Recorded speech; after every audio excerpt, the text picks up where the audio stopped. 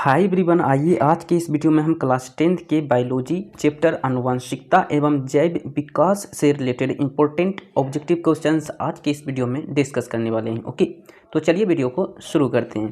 पहला क्वेश्चन हमारा है, जीव की जीनी संरचना को कहते हैं, क्या कहते हैं ये आपको बताना है। ठीक है, यानी कि जीव की जीनी जो स्ट्रक्चर है वो क्या कहलाता है। ठीक है, तो ऑप्शन यहाँ पे 4 ऑप्शंस दिए हुए हैं। क्या ये जीन प्रारूप कहलाता है, या फिर लक्षण प्रारूप कहलाता है, या फिर समजात, या फिर समवर्ती कहलाता है। ठीक है, तो इन क्वेश्चंस का राइट आंसर हो जाएगा जीन प्रारूप कहलाता है। ठीक है, जीव की जीनी संरचना को जीन प्रारूप के नाम से जाना जाता है। ओके, नेक्स्ट, समरूप अंग होते हैं।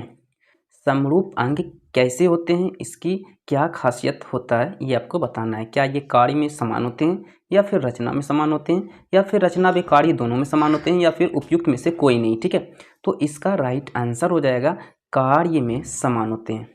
समरूप अंग क्या होते हैं, कार्य में समान होते हैं। ओके, नेक्स्ट है, द ओरिजिन ऑफ स्पीसीज नामक पुस्तक किसने लिखी।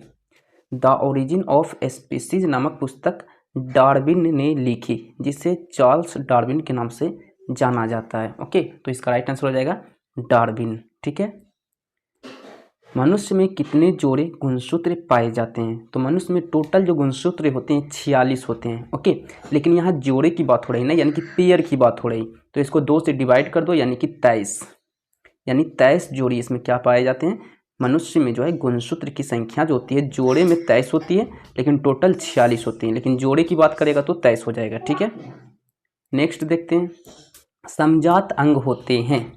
तो समजात अंग कैसे होते हैं, क्या ये कार्य में समान होते हैं, या फिर रचना में समान होते हैं, या फिर रचना व कार्य दोनों में समान होते हैं, या फिर उपयुक्त में से कोई नहीं। ठीक है, तो इसका राइट आंसर हो जाएगा कि ये रचना में समान होते हैं। ओके, देखिए समरूप अंग क्या होता था, समरूप अंग कार्य में समान होता था, लेकिन समजात अंग क्या होगा, रचना में समान होगा। ठीक है, देखिए क्वेश्चन नंबर 2 में हम लोगों ने देखा था ना कि समरूप अंग कार्य में समान होते हैं। ओके, समरूप अंग किस में समान होते हैं, कार्य में समान होते हैं, लेकिन समजात अंग रचना में समान होते हैं। ठीक है, नेक्स्ट, हीमोफीलिया में होता है। हीमोफीलिया में क्या होता है ये आपको बताना है। हीमोफीलिया एक रोग है, तो इसमें होता क्या है, हीमोफीलिया में होता क्या है, रक्त का थक्का नहीं बन पाता है। ओके, जैसे किसी का रक्त, अगर जो उनको हीमोफीलिया का रोग है, ये जो है जेनेटिक्स रोग है, यानी कि एक पीढ़ी से दूसरी पीढ़ी में ये जाता है। ठीक है, तो ये एक ऐसा रोग है, अगर आपका ब्लड कहीं से आप लीक हो गया तो वो जो है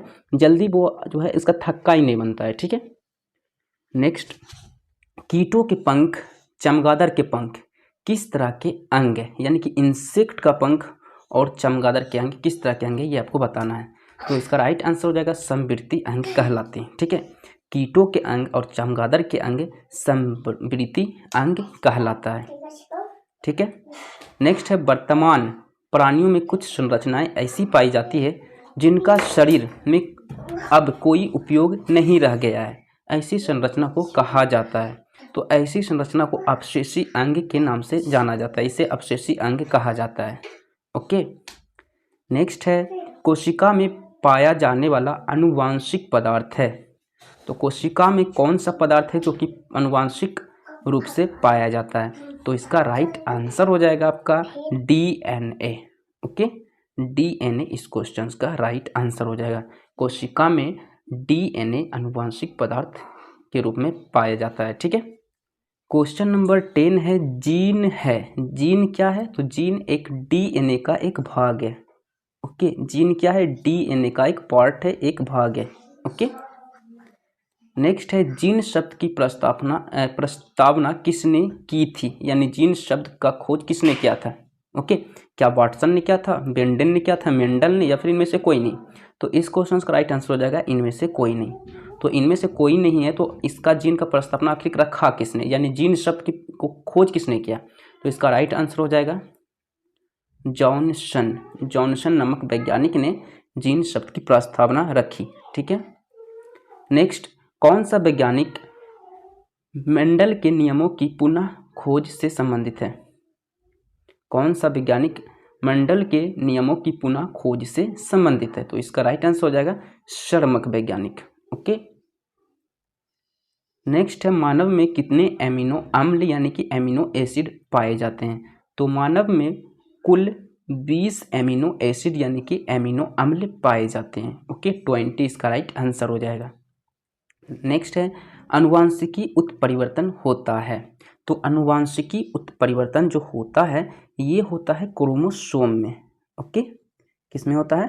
क्रोमोसोम में जो है अनुवांशिकी उत्परिवर्तन होता है। नेक्स्ट है गुणसूत्र होते हैं। गुणसूत्र बोलिए या क्रोमोसोम बोलिए, बात एक है, ठीक है। क्रोमोसोम को, गुणसूत्र को इंग्लिश में क्रोमोसोम कहा दिया जाता है, ठीक है। तो गुणसूत्र बने होते हैं, तो गुणसूत्र बने होते हैं डीएनए, प्रोटीन और आरएनए के, है ना।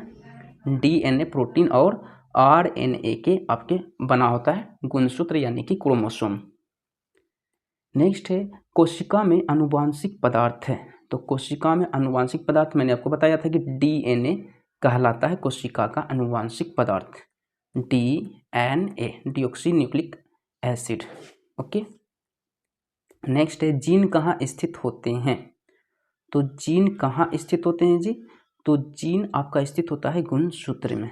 जीन कहाँ स्थित होता है? गुणसूत्र में यानी कि क्रोमोसोम में। ओके, नेक्स्ट है अनुवांशिकी इकाइयाँ हैं। अनुवांशिकी किसकी इकाइयाँ हैं ये आपको बताना है। तो अनुवांशिकी क्रोमोसोम की इकाइयाँ हैं, ठीक है, यानी गुणसूत्र की इकाइयाँ अनुवांशिकी कहलाती है। ओके, नेक्स्ट है जीन शब्द किसने प्रस्तुत किया, यानी जीन शब्द की प्रस्तावना किसने रखी। तो इसका आंसर मैंने आपको बताया था, क्वेश्चन नंबर किसमें बताया था? क्वेश्चन नंबर 11 में बताया था। Okay, Johnson. जीन शब्द किसने प्रस्तुत किया था? तो जॉनसन नामक वैज्ञानिक ने प्रस्तुत किया था, ठीक है।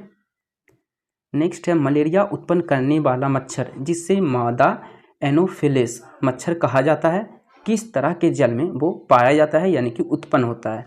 तो ये पाया जाता है गंदे जलों में, इसीलिए आसपास के गंदे जल को साफ करने के लिए कहा जाता है। ओके, आप ज़्यादा कुछ नहीं कर सकते हो तो उस गंदे जल में जो है ब्लीचिंग पाउडर का छिड़काव कर दो, ठीक है। ऐसा कीटनाशक कोई भी पदार्थ आप दे सकते हो, फिनाइल दे सकते हो। ओके, तो आज की इस वीडियो में हम लोगों ने बायोलॉजी क्लास 10th का चैप्टर ऑन आनुवांशिकी एवं जैव विकास से related important objective questions touch करने की कोशिश की है। आई होप आपको वीडियो पसंद आया हो। वीडियो अच्छा लगे तो लाइक करें, चैनल पे नए तो सब्सक्राइब करें और इस वीडियो को ज़्यादा से ज़्यादा शेयर करें। सो इसी तरह हम लोग नेक्स्ट लेक्चर में मिलते हैं। सो आज के लिए इतना ही। So thank you.